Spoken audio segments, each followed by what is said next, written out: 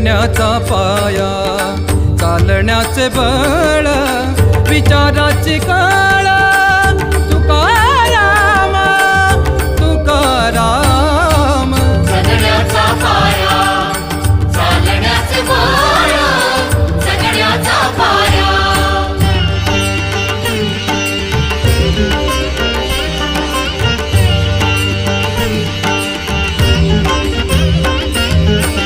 शब्दांचे इमान, अक्षरांचे रान, शब्दांचे इमान, अक्षरांचे रान, अभंगाचे पान.